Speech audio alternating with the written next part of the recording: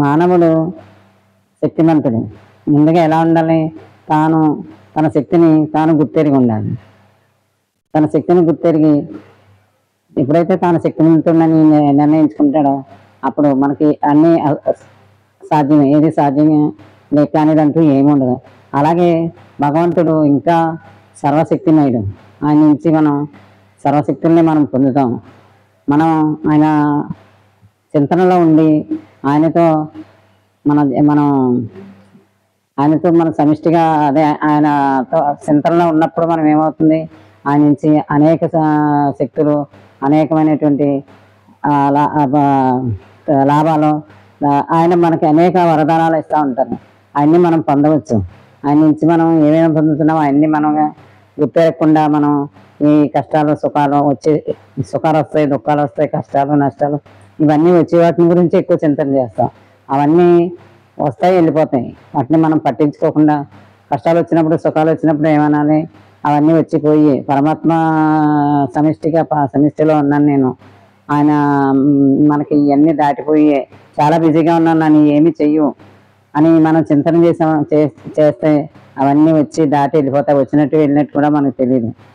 అందుకని మనం ఎప్పుడు కూడా కొంత సమయాన్ని చాలా సమయాన్ని పరమాత్మతో మనం చేసే పనులు ఏంది కానీ ఏది కానీ మనం పరమాత్మతో జోడించుకుని అన్ని పనులను చేసుకుంటూ చింతనలో ఉంటే, స్మృతిలో ఉంటే అన్నీ అవలీలగా జరిగిపోతాయి. ఏది కష్టం అనిపించదు. అన్నీ మనం నిజంగా సుఖశాంతులతో ఉండాలంటే మనం పరమాత్మతో జోడించుకుని పనులన్నింటినీ చేసుకోవాలి.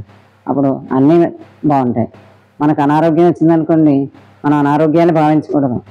ఈ అనారోగ్యం పరమాత్మ చింతనలో ఉన్నప్పుడు ఈ అనారోగ్యాలు రావు. నాకు ఈ అనారోగ్యం లెక్క చేయకుండా నేను ఆరోగ్యంగా ఉన్నాను, నేను ఆరోగ్యవంతుని, నేను చాలా బలీయంగా ఉన్నాను, బలవంతుని, ఈ పనులన్నీ నా వల్ల అవదనుకోకూడదు. నేను అన్నీ చేయగలనని ఒక గొప్ప సంకల్పాలతో గొప్ప చింతనతో మనం ఉన్నాం అనుకోండి, అన్నీ మనం చేయవచ్చు.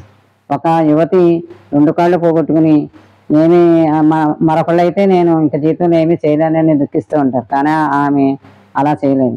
నేను హిమాలయాలు అధిరోహిస్తానని నిర్ణయించుకుని శిక్షణ తీసుకుని హిమాలయాలు అధిరోహించి జెండా పాతింది. ఎందువల్లది ఆమె సంకల్పం లాంటిది.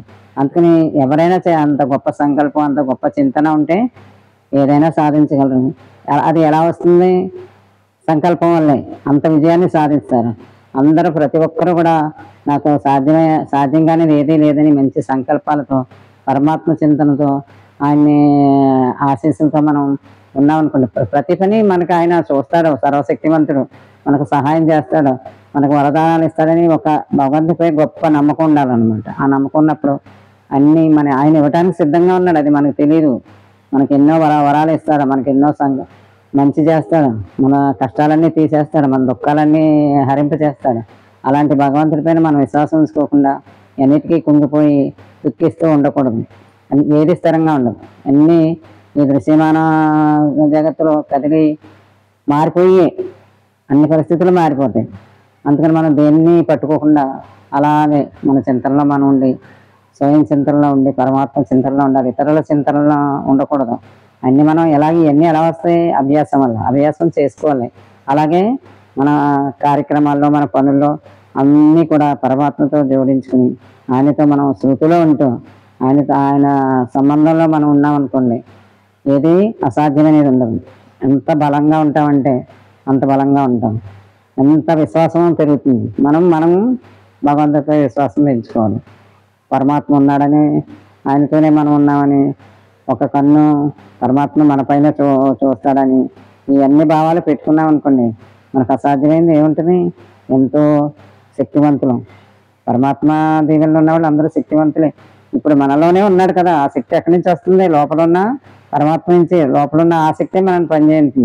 ఈ చైతన్యం ఎవరు? పరమాత్మే. ఈ చైతన్యం లేకపోతే ఏముంది? ఏమీ లేదు. ఆ విషయం ఆలోచించుకుని ఎప్పుడైనా సరే కొంత చింతన చెయ్యాలి. ఎలాగా? ఏంటి? నేను ఎవరు? నేను ఈ శరీరమా? నేను ఆత్మని. ఆత్మ అంటే ఏంటి? ఆత్మని ఎలా తెలుసుకుంటాం? సరే, శరీరం నేను కాదు, ఆత్మని తెలుసుకుంటాం. ఆత్మ అంటే ఏంటి? ఆత్మ ఎలా అనుభవం అవుతుంది? ఆత్మానుభవం చేసుకుంటే ఎంత కళ్ళు మూసుకుంటే లోపల ఉన్న పరమాత్ముడు ఎక్కడున్నాడు?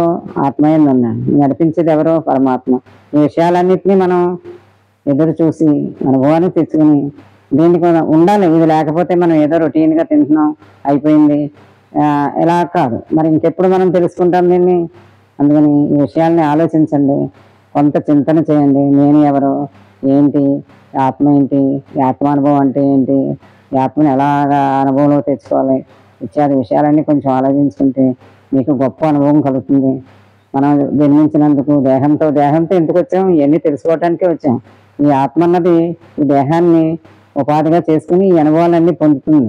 మనం ఈ శరీరం ద్వారా ఆత్మ అనుభవాన్ని మనము పొందుతున్నాం. రెండు, శరీరము ఆత్మ కూడా అంత ముఖ్యమని ఒకదానికొకటి అనుసంధానమై ఉన్నాయి. మనం అనుభవించాలి. మనం అంటే మన లోపల ఉన్న పరమాత్మే మనల్ని నడిపించేది. ఆత్మ ద్వారా మనం ఎన్ని తెలుసుకుంటున్నాం. అందుకని ఏ పని చేయాలో ఏ పని చేయకూడదో మనమే నిర్ణయించుకోవాలి. వ్యతిరేక భావాలు ఉండకూడదు. ఇలాగా మన పనుల్ని మనల్ని అన్నిటినీ దిద్దుకుంటూ మనం ముందుకెళ్ళాలి. ఆధ్యాత్మిక చింతన వల్ల ఇది సాధ్యం. పరచింతనలు ఉండకూడదు. ఈ చింతనతో ఈ ఆధ్యాత్మిక విద్యని మనం సంపాదించుకుని దానికి సమయించుకుంటూ అన్ని పనులు చేసుకోవచ్చు. సంసారంలో ఉన్న పనులన్నీ చేసుకోవచ్చు. అవి కూడా చాలా తేలిగ్గా అయిపోతాయి మనకి. ఇలాగా ప్రతి పనిని చేసుకోండి, మీరు అనుభవాన్ని తెచ్చుకోండి, అనుభవించండి, ఆధ్యాత్మిక ఆనందం పొందండి, సుఖానుభవం పొందండి, సుఖంగా ఉండండి. తప్పకుండా సుఖంగానే ఉంటారు. సరేనా?